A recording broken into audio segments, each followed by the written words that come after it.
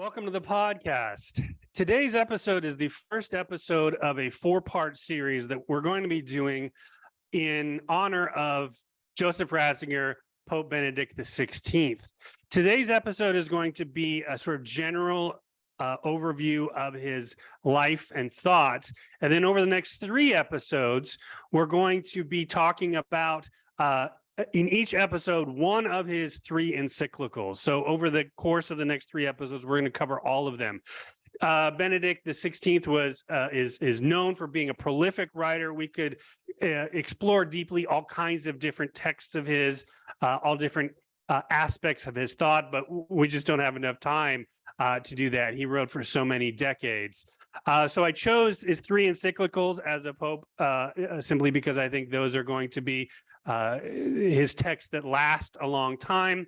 I would encourage my audience to read along the text with us. They're usually only about 50 to 75 pages, and you can get them free online if you want to Google them, and I'll include links to those three different encyclicals, Deus Caritas Est, Spe Salvi, and Caritas in Veritate. So those are the three that we're going to be exploring in depth in the next three episodes after today.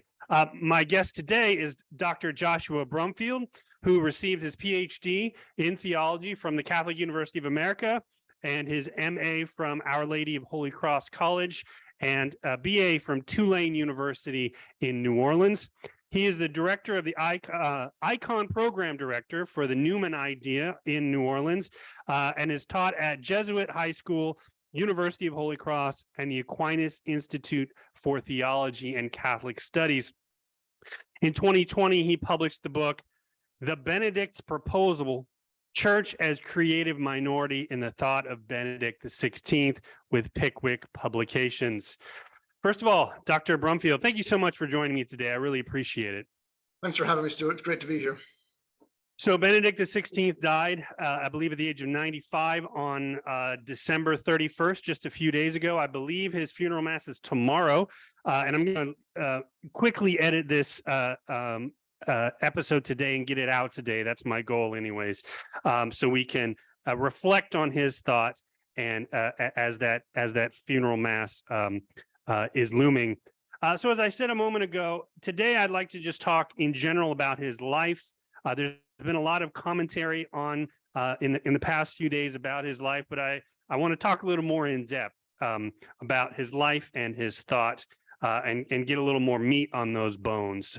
But why don't we just start with a basic biographical question? Who was he? And we'll get into why he's important. Sure. So Joseph Ratzinger was born April 16th, 1927. It was like 4:30 in the morning on Holy Saturday. He was actually baptized 4 hours later. At the time, the Easter Vigil was held in the morning. And he saw this as kind of significant for his life, being born between Good Friday and Easter Sunday. He was a man of seeing the significance and signs or symbols. He entered preparatory seminary in Munich at the age of 12. He was enrolled in the Hitler Youth 2 years later in 1941, but he had a kind of a sympathetic group leader, I don't know exactly what the position was, who did not require him to attend the Hitler Youth meetings, so he did not attend those. And his seminary in Traunstein was eventually enlisted by the Nazis in anti-aircraft operations. This is one of the things that have been kind of like thrown against him, mudslinging. But he was, quite clearly uncomfortable with it from the get-go. He actually deserted and just kind of walked out and could have been shot on sight by a Nazi soldier or by one of the Allied forces. He ends up being captured by Americans and then later on freed in June of 1945. When he goes back to seminary, there's a man named Hoch is his rector, and the prefect is Alfred Lepel. Both of them spent time, Hoch in a concentration camp in Dachau, I believe, and Lepel in a prisoner of war camp in France. And so his seminary formation was in this context of these men who survived and suffered through the great events of World War II. And I think really instilled in him the necessity of truth over falsity, over false doctrines, and that falsity leads to violence, leads to bad things for human beings. And this was, I think, imprinted on his conscience, on his imagination from the get-go. While Lepel was in the prisoner of war camp in France, he actually developed a seminary manuscript for a curriculum for clergy of different denominations who he arranged to get, I guess, grouped together in the same camp or group. And he gave that manuscript to the young seminarian Joseph Ratzinger. And it was entitled Theology as Crisis and Adventure. And I think this opened the eyes to the young Ratzinger to like the existential questions of his age, wrestling with the problem of the Nazis, the problem of fascism and anti-Semitism and all this other stuff. It's a very important, I think, initial direction for his life. Theology as an encounter, as a dialogue, not as a set of axioms or doctrines to be memorized or this sort of thing. Lepel also introduced him to John Henry Newman. Lepel wrote his dissertation on Newman. I think Newman on conscience becomes the foundation for Ratzinger's own personalism. So very important there, hard to overemphasize that, I think. By 47, he's doing his philosophy in Munich, and his director there is Gottlieb Söhngen. Söhngen is a guy that Ratzinger sees as exhibiting simultaneously radical faith and the willingness to ask radical questions. Right? He's not afraid to ask just difficult questions. And one of the kind of I guess quotes or encounters that might encapsulate this is Söhngen was relatively well known for speaking out against the idea of proclaiming the dogma of the Assumption. Before it was actually proclaimed, he says, well, what do you do if the church says this? And he says, I will remember that the church is wiser than I. And I think this is another like formative moment for the young Ratzinger. This is what it looks like to be a son of the church, a theologian of the church, is to ask these difficult questions, to make these arguments that are relevant to what's going on right here and right now, but to remember that the church is wiser than I. This is not about me. This is about the church. Söhngen introduces him to Augustine and to Bonaventure and to de Lubac. He writes his dissertation on Bonaventure, the people and house of God and the teaching of Augustine on the church. He writes his habilitation on Bonaventure's theology of history. All very important for him. We can talk about those a little bit more later on if we want. De Lubac's Catholicism really introduces him to the social character, I guess, of Catholicism, of the church. And I think he's also really influenced by his Surnaturel. In 51, the young Ratzinger is ordained a priest with his brother Georg. Georg was the second. His older sister Maria was the oldest of the three Ratzinger children. Shortly before the ordination, he mentions having kind of a sort of a crisis of discernment. Like, is it the case that I merely love theology, or am I actually called to the priesthood? Am I willing to make this a service for people in parishes, for the poor souls, the simple folk? Or am I really just wanting to be an academic? And I think ultimately, in talking things through with Alfred Lepel, he comes to this profound commitment that God has a plan for me, and part of that plan is being a priest. So he has this really early, like, crisis is probably too strong of a word, but decision moment in his discernment, and he decides that I'm here to serve the church. Right? Theology is important to me. It's what I love. It's what I want, but it's not about me. Right? He starts teaching at the Freising Seminary in Germany, and one of his students recollects that for Ratzinger he communicated truth is a person, and that one arrives at it through love. And this will be one of, I think, his core themes, his really important contributions that hits on almost everything else he does. Is this dedication to truth, but not truth as a set of notions, as a set of maxims or principles, but truth as the person of Jesus Christ. And that dictates, I think, how he conceives of theology, how he conceives of scripture studies, engaging the word, all the things that he does, I think, is this personal encounter with Christ, who is truth and who is love. He defends his dissertation on Augustine in 53. Talk a little bit more about that. One of the things he learns from that, that holiness is not is not virtue. Holiness is an objective quality given to us by the Holy Spirit in the sacraments, right? So there's a distinction there. It includes virtue, but it's not merely being virtuous. There's something different there, right?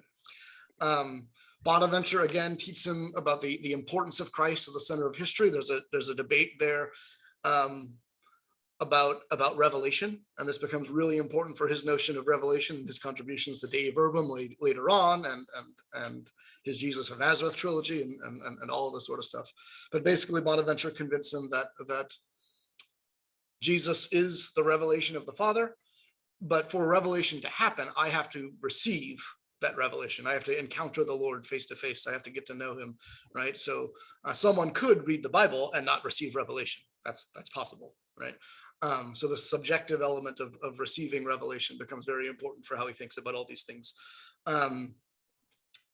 His work on Bonaventure is nearly rejected. He nearly fails his habilitation. His director, Songen, is kind of in a dispute with a guy named Schmaus, who is kind of one of the leading lights of a kind of a neo-scholastic way of looking at some of these things. And Ratzinger didn't hold back in criticizing that approach, and Schmaus kind of tears the first 2/3 of the draft he submitted to pieces, and I think intended to not pass him. But Wow. Songen convinces the faculty to let him resubmit, and what he basically does is he just excises the first 2/3 that had the red marks all over it. Kind of tidies up that last third, and that's what's ultimately submitted and passed. He settles in to kind of the professorial life. He thinks he's ready to go and make this great contribution. He's riding to the ranks. He's making enemies. It seems like a lot of the older colleagues of his were jealous because he was becoming so popular. He had some really popular lectures, radio addresses, Introduction to Christianity, other things. He pretty quickly, far before I think he was expecting to, gets made Archbishop of Munich, Freising, and then gets elevated to Cardinal by Paul VI pretty quickly thereafter. And then he meets up with Cardinal Frings and gets made a Peritus of Frings for Vatican II. We could talk about that a lot more in a little bit. Introduction to Christianity, I think, is published in '68. He's made a cardinal. He becomes friends, I think, with Wojtyła during the after the death of Paul VI and John Paul I and those conclaves. John Paul II obviously asks him to be head of the CDF. He I think turns it down once or twice, and then ultimately agrees. And over the course of those years as head of CDF, he 2 or 3 times asked John Paul II to let him retire and go back to kind of an academic life. John Paul II consistently refuses. Right. We get a few interesting controversies there, engagements with liberation theology, the Dominus Jesus stuff, the catechism, he oversees that. He's made the Dean of the College of Cardinals by John Paul II in 2002, and then obviously elected Pope, I think kind of to his shock in some sense, in 2005. Right before that election, he gives the mass before the opening of the conclave and coins that famous phrase, the dictatorship of relativism, which I think is really kind of what got him elected Pope in a certain sense. Sure. And then there's, the encyclicals, the Regensburg lecture, his Wednesday audiences, which gets overlooked, but are actually like gold mines of a great intellect speaking in a way that's accessible to the people.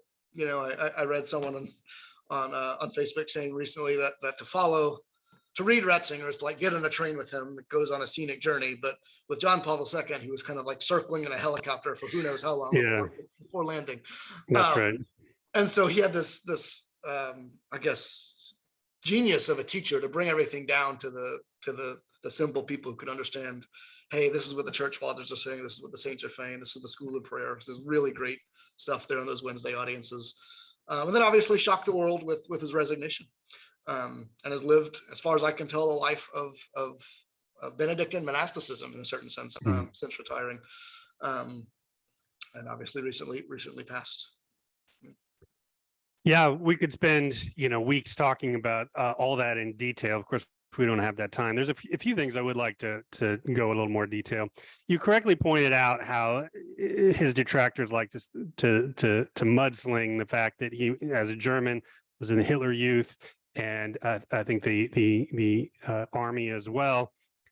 Catholics in defense of him seem to like kind of just want to run past that and don't want to talk about that. But I think he was clearly not a Nazi, at least in his heart. If you're sort of drafted, if you will, there's not much you can do about that.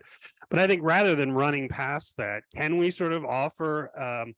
Do we have facts and data about what he said at that time in ways of resisting? You already mentioned that he didn't show up to these meetings, which that's a sort of form of resistance. So rather than kind of running past that sheepishly, can we talk more in depth about how did he respond to the complicated realities of having to be drafted into these groups while at the same time as a Catholic rejecting Nazi ideology? Sure, I think the most important answer, which is maybe not the sort of thing you're looking for, is that so much of his inner composition is the fruit of his family life. His father was a simple policeman, relatively poor, and definitely anti-Nazi, right?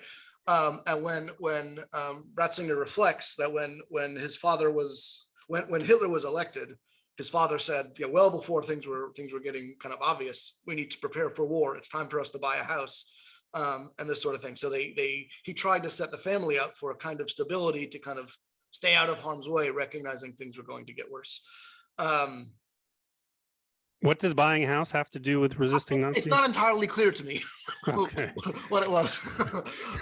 So I don't know if he was prior to that given housing by the government as a policeman, and they had to buy their own house. It's not clear to me exactly what that had to do with it, but in his memoirs, that's what he mentions. But definitely, it's clear that his father is kind of a strict and stern, but clear-headed man who from the beginning sees Hitler for what he is, sees the Nazis for what they are. Ratzinger recalls seeing his father like reading an anti-Nazi periodical or something like that at the dinner table and stuff like that. He reflects on his mom as kind of a softer, more joyful temperament who even in the times of relative poverty could kind of make anything taste wonderful in the kitchen and always gave kind of a sense of peace and joy to the family. He and I think Georg and his older brother has a book, My Brother the Pope, right? And I think it's there where he reflects on the Hitler Youth situation and not being forced to attend to the meetings and kind of being grateful that they had this I don't know, whoever was leading the group that was sympathetic with their resistance wasn't going to push that issue. He discusses a little bit life in the seminary, and in the early seminary. Doesn't say a whole lot about that and what they were thinking, other than that everyone was aware that certain priests and certain university professors were being arrested or were disappearing or being removed from their positions. And then they get drafted into the anti-aircraft corps. The war is really wrapping up at this point, and it seems like kind of a last-ditch defend the homeland sort of thing on the part of the Nazis. But they are his group is relocated to just outside of his hometown. He just walks home, basically, is what happens. And the Americans, when they arrive and capture that area, he's living with his family as a deserter, and they're like, "Oh, you're a soldier, you're a prisoner of war now," sort of thing. And then it takes, I think, another several months before he's actually freed. So, and there's not a lot that I've seen, at least, from right after that time, where he's like writing or speaking, about those experiences. He talks glowingly and warmly about the rector and the prefect Hoch and Lepel and the influence they had on him. There was another guy who was visiting either there or the later seminary, the philosophy seminary, who was able to visit the Jesuit martyr Alfred Delp. in prison or something like that, that also had an impact on him. So we see him speaking glowingly of priests who resisted and who suffered for their resistance. We don't see him in this like outspoken kind of Bonhoefferian like rejection and resistance sort of thing. We don't see that, but he's much younger than Bonhoeffer, so maybe that's to be expected. Sure. So then the war's over. He continues on higher education. It gives me personal great consolation to know he had a problem with his committee and they almost dropped him. I think, well, I'll just leave it at that.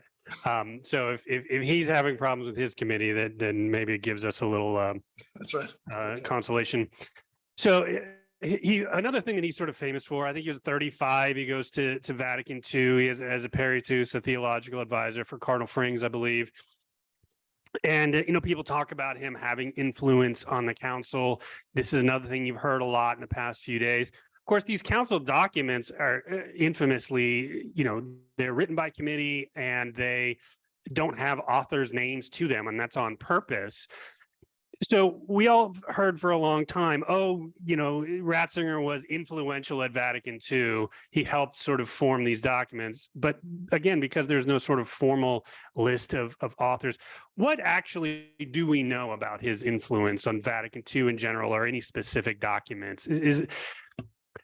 Do we have any meaty claims that we can say this is how the young Ratzinger left his mark?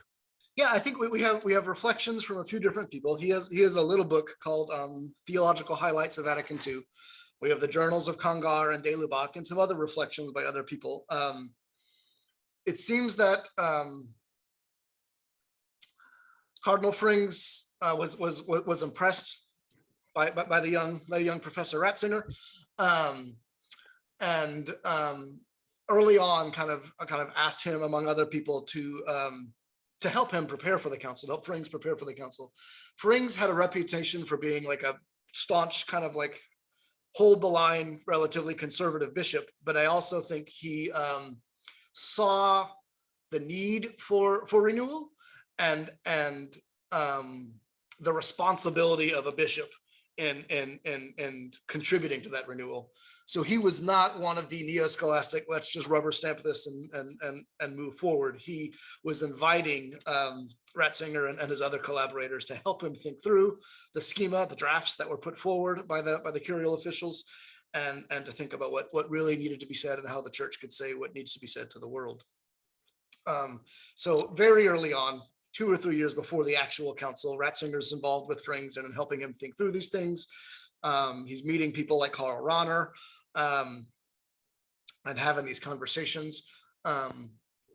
Probably not the most direct as far as the documents are concerned. The biggest influence he has is really helping Frings think through the problems with the schema on divine revelation, which eventually becomes Dei Verbum.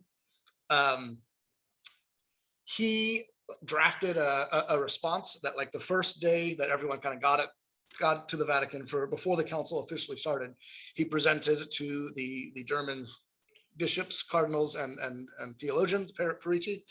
And I think that went a long way in setting the stage for what became the rejection of the schema on divine revelation. Once that was ultimately rejected, and there's drama and stuff going on there, but we don't need to get too into those weeds, I don't think. But once that was rejected and it became clear there was going to need a new document, he and Rahner collaborated on an alternate draft. That draft did not become the basis of Dei Verbum, but it opened the eyes of the council fathers to see all the deficiencies of the prior draft. And it also emphasized the importance of the person of Jesus and of kind of like the salvation history perspective of Revelation, right? That we can't speak of Revelation as merely a set of doctrines taught catechism style, because that's not how God reveals himself to us. It's going back to Bonaventure and Augustine, it's a personal relationship with the Lord. We have to receive that revelation, and that reception itself is a gift of the Holy Spirit. It's a personal encounter with Christ, these sort of things. The other thing that was really important for Ratzinger, and I think for the Germans generally, is can we find a way to talk about revelation that is not repeating the polemics of the Reformation, right? tradition and scripture and this sort of stuff. So what Dave Urban does, and I think this is one of Ratzinger's insights that bubbles up into the text, is it goes back behind that Lutheran split and says, we can agree that God reveals himself in Jesus Christ. We can all agree on that. Let's start there. That's where revelation is. And then we can build up tradition and scripture and go from there and see how God reveals himself in history and revelation, this sort of stuff. So that's, I think, one of his most important contributions. He also worked on one of the subcommittees on ad gentes, on the missions, and his contribution there seems to be grounding the idea of missionary activity in the Trinity itself, that God's missionary activity for us in creating us and calling us and saving us is the foundation of our own missionary impetus, always bringing things back to Christ and back to the Trinity. He works a bit on Schema 13, which ultimately becomes Gaudium et Spes. He was not ultimately thrilled with the end result of that document, but he tries to ground its anthropology in the Paschal Mystery and in Jesus Christ. And then there was one other.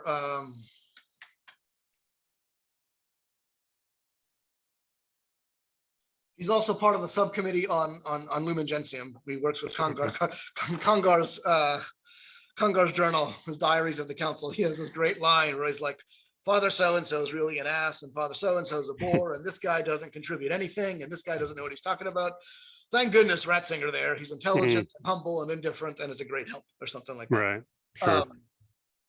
And so they worked together on one of the things I think that was important to the young Ratzinger was not defining the church hierarchically or strictly hierarchically. We can't start with the magisterium and work our way down. So, rather famously, Lumen Gentium starts with the universal call to holiness and the people of God, and then moves on to kind of the hierarchical stuff. And I think that's one of Ratzinger's contributions there as well. Not explicitly like his words, but the ideas as they bubble up through the various drafts. You mentioned several times sort of Ratzinger, the Augustinian. I think Tracy Rowland just published an article talking about that as well. This was, I'm wondering, maybe part of the tension that he had with his neo-Thomistic committee, that shift in the middle of the 20th century with the shift away from that neo-scholastic Thomism. What can we say about Benedict the Augustinian? How was he Augustinian? How did he add to Augustine or go beyond Augustine or fill in some of the blanks from Augustine? What makes him Augustinian? Yeah, I think one of the things one of his seminary professors was a neo-Thomist, who Ratzinger found to be a bore, I guess, right? He was teaching dictums, neo-scholastic dictums based on Aquinas, as if he no longer had any questions to ask, as if it was cut and dry. This is just it, boom, boom, boom, boom, boom. And coming out of the questions of raised by the Nazis, raised by communism, this did not correspond to, I think, Ratzinger's heart. And I think reading through Augustine and his more contextualized theology, his theology where he's asking daring questions, which Aquinas does too, but the manuals of neo-scholasticism didn't bring that to the fore. Really spoke to his heart. And so I think one of the ways that he is an Augustinian is in the fact that his theological contributions, his thought, are always arising out of existential questions that he is asking, that he thinks the world is asking, his students are asking, his contemporaries are asking. There's always this question that's at the core that he's trying to get to. Another thing that I think Augustine does that Ratzinger does exceedingly well, and oftentimes with more brevity than Augustine, is see through the surface level debates to the core of the issue. He sees the theological and the Christological core of what's going on, and he cuts through the problems. And I think that continues, throughout his life. and his working, his writing, his thought. We see him continually returning to that way of doing things. And Augustine was the primary church father, but he has kind of this, as one of the key members of the ressourcement movement, he has this patristic sense, right? And one of the things we see with Augustine and the church fathers in general is a theology that's always deeply, deeply rooted in the scripture. Ratzinger is not a biblical scholar in the technical sense of the term, but he's a deeply biblical theologian. He's very Augustinian in that way. I think his notion of the church, of church unity, of the spiritual grounding of the church is very Augustinian. Augustine's defense of the simple faithful against the Pelagians in a different way, the Donatist, is something that also I think marks Ratzinger's work, and explains the apparent shift from like Ratzinger, the apparent progressive who wants things to change at Vatican II, to Ratzinger, the apparent conservative who wants to pull back on some of the changes that are happening after Vatican II. I think all of that is about defending the simple faithful, right? It's about seeing what they need, the questions they have, and how can the church accurately pass on the faith of the fathers, right? So I think all these are different ways that he's Augustinian. When he became the prefect of the Congregation of the Doctrine of the Faith, you already sort of mentioned some of the work that he did during that time, including overseeing the Catechism, and then the notification on liberation theology, which I think is a brilliant document. And he gets this reputation that it's often said, the Vatican's pit bull or Rottweiler. And then he becomes Pope, and the first thing he does is write an encyclical on love, which I think shook everybody's expectations of who this man was. My opinion is, he was writing those sort of notifications as the prefect because that's what his job was. But now he's got a different job as Pope. And so he should be writing about love rather than theological baseball, inside baseball. So how do we think more deeply about his sort of reputation and his heart, I think clearly was as a professor. You already mentioned he tried to resign several times. And John Paul II wouldn't let him, which I always think of that in reflecting on that horrible movie that Netflix did on the two popes.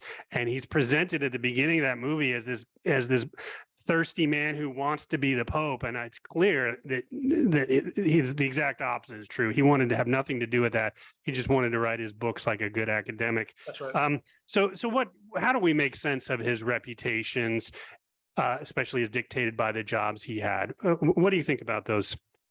Yeah, I think reading the reflections of his former students before he became prefect of the CDF, his style in the classroom was always to, when he was lecturing, was to bring out kind of the state of the question. And so he would bring to fore all the great thinkers of the day, the contemporary questions that were being raised by Adolf von Harnack or whomever, Marxist thought, and to really engage with them. And then in his doctoral seminars, he is said to have kind of a student would be in charge of leading the reflection of the text they read, and there'd be a few minutes of discussion, and then that Ratzinger would always pull out like an observation that the rest of the class had passed over, that one of the students had made, and highlight the importance of that and kind of rephrase it in a way far better than the student himself was able to. Sure. And then open up conversation again. And then when class ended, not like conclude it. In other words, not summarize and let his own interpretation be the final stamp. Like he was happy to let there be just kind of this messy dialogue where his doctoral students are developing their own thoughts and developing their own research and their own patterns. We heard Father Vincent Toomey, who was one of his students, give an interview recently, and he was saying that I kind of felt embarrassed because when he became Pope, all these people started asking me, hey, what do you know? Tell us about his thought. And I heard him teach. I've had conversations with him. I know him, but I haven't read that much of his stuff because he always encouraged us to do our own research. And so I think going back to Gottlieb Songen and this man who asks radical questions and has radical faith, and even the Augustinian piece, he's always a man who's interested in dialogue. And anyone who knew him well talks about how he's a great listener, how he's humble, he's relatively quiet and reserved. And so I think personally, that's who he wants to be. He wants to be a man who facilitates dialogue, who is interested in engaging deep questions and pursuing truth wherever he can find it, and pointing everything back to Christ. But his job as CDF was to protect the simple-minded, to make sure that certain questions being asked or things being taught were not going to lead the faithful astray. Right. And he certainly, like in some of his interview books with Vittorio Messori and Peter Siewald, I think he identifies the primary sacrifice for himself of being like the academic sacrifice, no longer being free to read what he wants and write what he wants. Right. Mm-hmm. But I think for him, there's also this kind of like, and maybe this is me projecting my own kind of phlegmatism on him, I don't know, but this discomfort with wanting to like settle the dispute and be the one who comes down and say thou shalt not, but the need to do it and the courage to do it. Like I see this as a profound mark of virtue on his part, that he's willing to sacrifice his own desires, his own plans, his own dreams and loves to do the service for the church and for John Paul II. And I think it's a mark of kind of the, Newman distinguishes authentic conscience between self-will. I think it's a mark of the self-will of many of the theologians following Vatican II, that they responded with such in charity to his patience and humility and corrections. That's how I read it. I'm certainly, biased to be in his favor on these things, but that's how I read it. He did write many texts throughout his life, and it's often said that had he not even become Pope, he still probably would have been a top 10 Catholic theologian of the 20th century. As I've already said, we're going to spend 3 episodes digging deeply into his 3 encyclicals. Again, the general comment is often made he was influential, or his writings are important. Can we dig a little more deeply into that comment? You already talked about the theme, and this is the beginning of his Deus Caritas Est, that truth is not an abstract idea; it's an encounter with a human person. The Christian life is about an encounter with the human and the divine, Jesus. So what can we say a little more in depth about that influence? What mark has he left on the intellectual tradition of the church? Yeah, I think on the one hand, that statement isn't a new statement, right? Like it's all over the New Testament, it's all over the church fathers, right? But on the other hand, it was a really important reminder. And I mean, for myself, as an undergrad, first getting introduced to John Paul II's theology of the body, it was far too easy for me to make that kind of an intellectual game and to deal with the notional ideas kind of for fun as an academic. And it was difficult for me at first to let that touch my heart, to know how to bring that down into the core of my beliefs and my relationship with the Lord. And I think Ratzinger makes that really clear, that that's what it's all about, right? If you're not encountering the Lord, if you're not in dialogue with the Lord, then you're not really doing Christianity. You're doing something else, right? And so I think the Deus Caritas Est piece, and then also as that insight is manifested in the Jesus of Nazareth trilogy, this is another example of his kind of speaking to the questions of the simple faithful, to say, this is what it's about, your relationship with the Lord, right? And so I think the insight that Christianity is not an encounter with idea, but is an encounter with a person, and that person is both love and is truth. It's a really important reminder, on the one hand, to the questions of the problem of evil raised by Nazism and the Holocaust and all the horrors following communist, the Soviet Union, all that stuff. Right? Where is God in this? Right? God is love. God is love. God is love. Right? And then also the kind of postmodern rejection of modernity in light of those horrible things, and the skepticism of truth. God is truth, God is truth, God is truth. And then both of these things belong together. They cannot be separated. And anytime we separate love from truth or truth from love, we end up in some kind of impoverishment, some kind of tyranny, something bad for the human person. And so I think his consistent reminder of all of those things is a really important contribution to the intellectual patrimony of the church.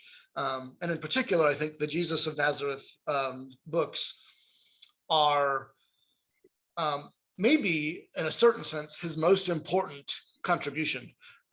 Not so much in any particular thing that they say, but in showing us, especially showing theologians, how to encounter the scripture again through the lens of faith, without completely discarding the historical critical method, but in treating the scriptures as the living word of the Son of God, right? Not as a corpse that can be dissected and analyzed ad nauseum, but as a dialogue with a person, as a personal search for the face of Jesus Christ, as he says in the prologue. I think that contribution, although maybe harder to trace, in the long run, will be a really important. Oh yes, this is how we see the Lord. This is how we get past all the science of theology into the heart of theology, which is the sacred scriptures. As I mentioned earlier, you wrote a book on Benedict XVI called The Benedict Proposal: Church as Creative Minority in the Thought of Benedict XVI. Tell us about that book and some of the insights that you highlighted. Sure. So I think it's in the late 1990s, early 2000s. He returns to, or he brings up in one of his books on faith crisis in Europe, Arnold Toynbee's notion of creative minorities. And he calls on the church to be, or views the church as a creative minority. He recognizes that it's no longer the powerful cultural force, political force it once was. And in some sense, I think he's grateful that it's no longer the political force it once was. I think he thinks that's a temptation, that's a problem for the church. But he says for the church to be what it means to be, and for Europe to be what it's made to be, the church has to be a truly creative minority in the way that's analogous to the way the Benedictine monasteries were creative minorities in the foundation of Europe over the course of several centuries. So in my book, I'm kind of looking at the advance of secularism and postmodernism and relativism, kind of drawing on his Christological and Trinitarian and anthropological foundations, nature and grace stuff, to look at the Eucharist as that which makes us church in daily box sense, and that which spurs us on to mission. For Pope Benedict, for Ratzinger, mission isn't kind of like a task in itself. It's a natural outflowing of loving the Lord. When we love the Lord rightly, we'll worship the Lord rightly, and when we worship the Lord rightly, the world will see our lives as credible witnesses. And so when we're doing that, when the parish isn't merely a sacramental dispensary, but is a real living body of Christ, then the world can encounter that body, that community, and say there's something different here. There's joy here, there's forgiveness here, there's penitence here, there's humility here, there's hope here. And that's how evangelization happens. That's how hearts and minds are changed. Consistently, he'll talk about how the old methods of catechesis are no longer sufficient. We need to find new ways to answer the questions of the skepticism and the relativism of our age. And I think part of his answer, which we haven't talked about at all yet, and I'm less capable of going into depth on, is the arts, is beauty. That's huge for him as well. Music are a big part of his project as well. But the other part, I think, is kind of like the beauty of the truly Christian community.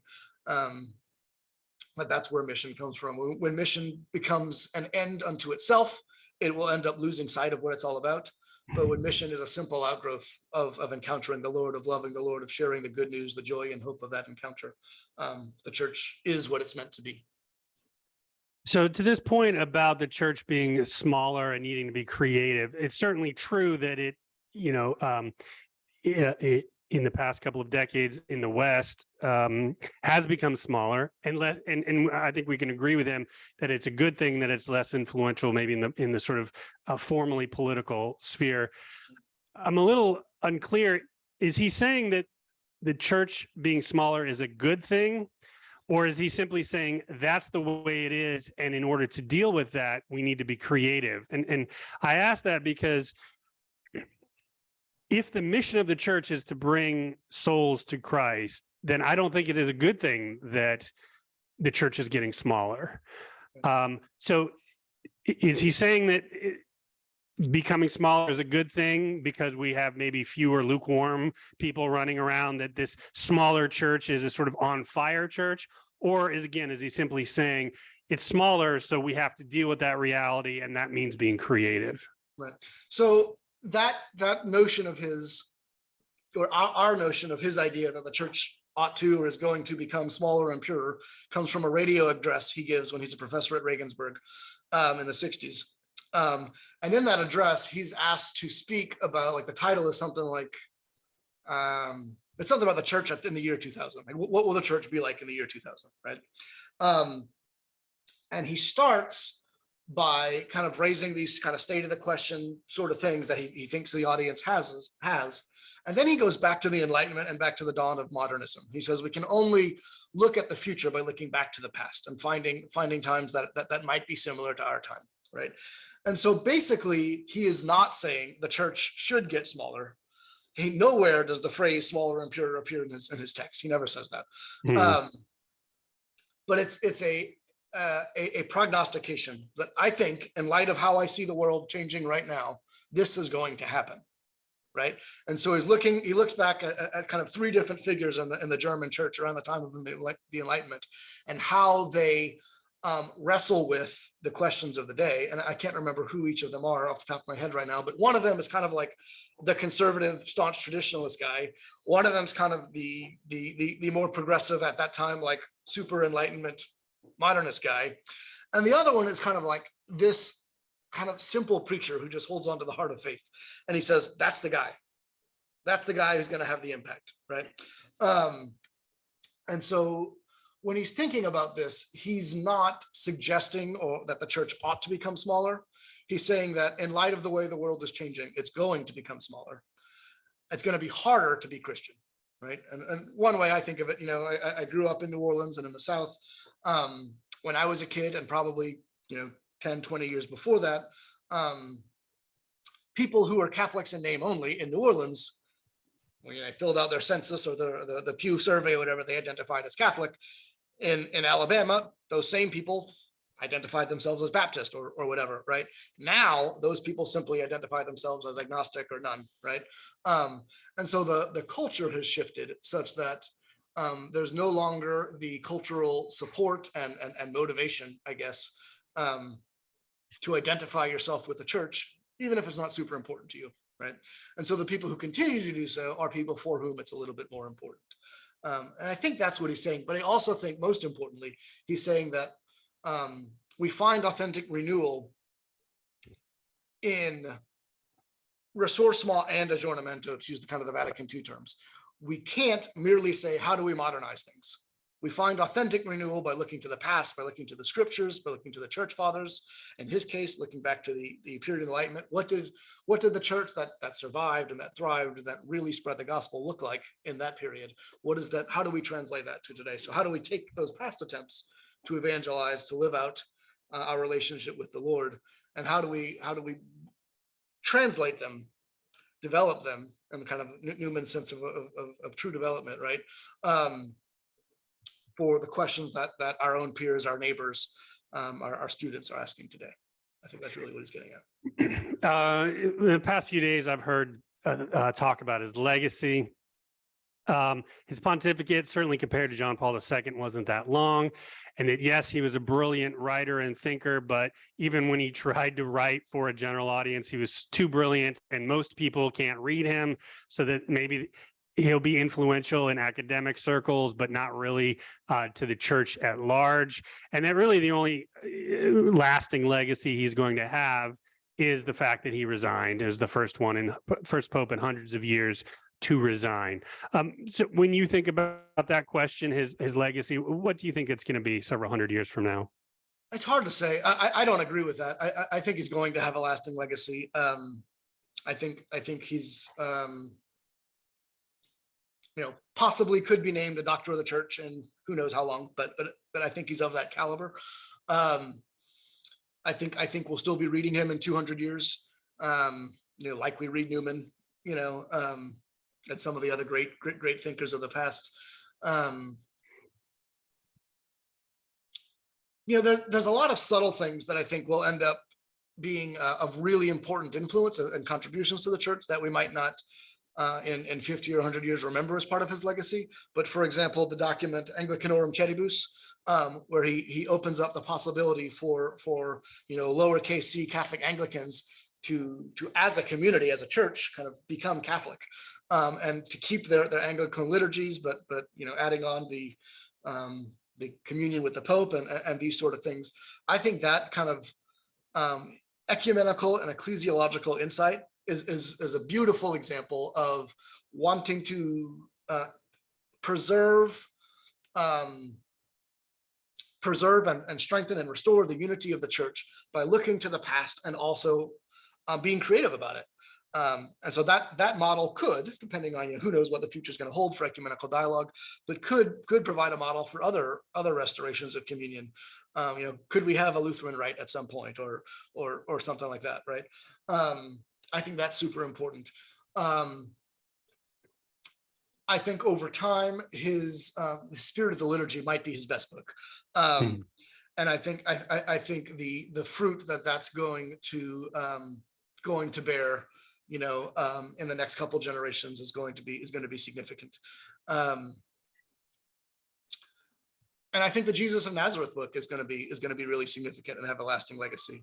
And I hope that more of the kind of the simple lay faithful will be moved through. Ignatius Press has done an excellent job of making so much of his stuff available that, you could get bogged down in the more philosophical introduction to Christianity or eschatology or Spirit of the Liturgy, but they have a whole bunch of really great, compilations of his Wednesday audiences, on the apostles, on the church fathers, on the holy men and women of the church. He has a school of prayer.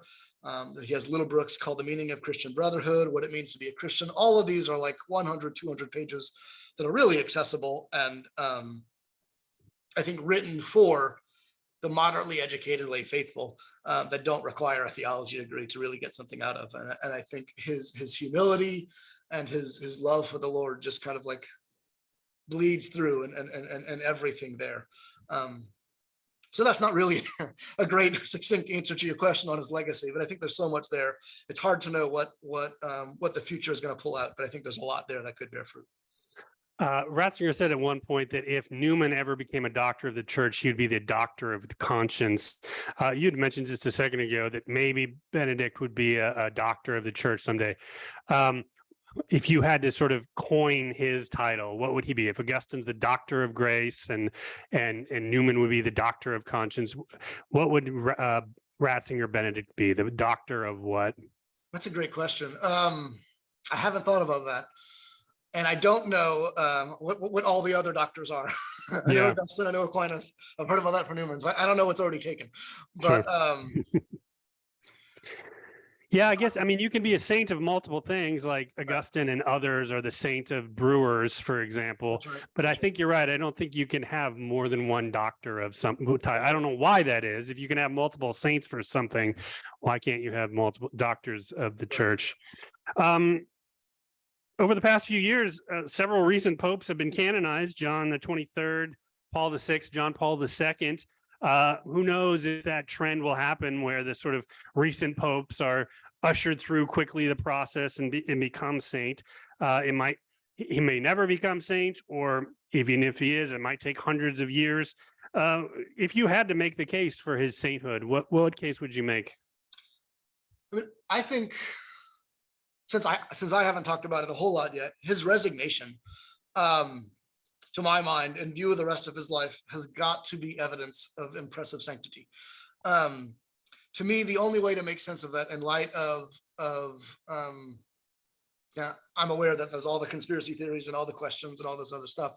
But in light of everything else, all the other marks of his life and the consistent sacrifices he makes for the church, the willingness to do the job, his courage, his commitment to truth, and his humility, I think the only way to accurately interpret that in light of the witness of his life is to say that in prayer he received kind of a conviction from the Lord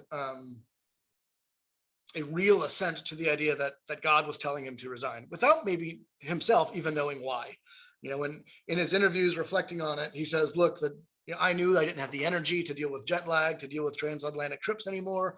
The doctor was telling me I couldn't do this again after the trip to Mexico, and we had World Youth Day coming up, and I wanted to resign in time to give the next Pope a chance to prepare for World Youth Day, because I think the Pope has to be there, and I couldn't do it." He gives these reasons, but I get the sense that this is evidence of a really personal and intense prayer life, that kind of in the Ignatian sense, or really almost any of the major prayer traditions, comes to a conviction that this is something the Lord is calling me to do. I don't necessarily know why. I don't necessarily fully understand it. And if that's the case, then we see a man who is not deeply allured by the power that comes with being Pope, by the prestige that comes with being Pope. We see a man who, shockingly, is willing to let go of one of the most important positions in the world, right? And not resign and then do something like most of the ex-presidents do, and go on a lecture circuit and stay in the public eye in some way, shape, or form, but to really enter a monastic life of prayer and quiet, where for the most part he's completely out of the public eye for the past 10 years. For someone or almost 10 years, for someone who really wanted to write and wanted to produce, just say, "No, I'm just going to be quiet." To me, that's excellent evidence of his sanctity. And the other evidence, I just think, is his body of work. Reading that with an open mind and an open heart speaks to his love of the Lord in a very powerful way, in a way that, for me, reading Newman does and reading Augustine does. Yeah, that's what I would say. Final question. You mentioned that you think his best text is the Spirit of the Liturgy, and on this podcast, we're going to explore three of his three papal encyclicals. If you had to suggest one non-papal text as a sort of entrance, if you would if somebody hasn't read any Ratzinger Benedict at all and wants to, dip their toe into those waters, what would be a good introductory non-papal text? Introductory and non-papal, maybe What It Means to Be a Christian, or either that one, depending on your interest, either that one or In the Beginning. Both of those are collections of sermons that he gave in the 60s and 70s. And so they're accessible. In the Beginning is looking at kind of the creation narrative. It deals with creation and evolution stuff. It deals with time and Sabbath stuff.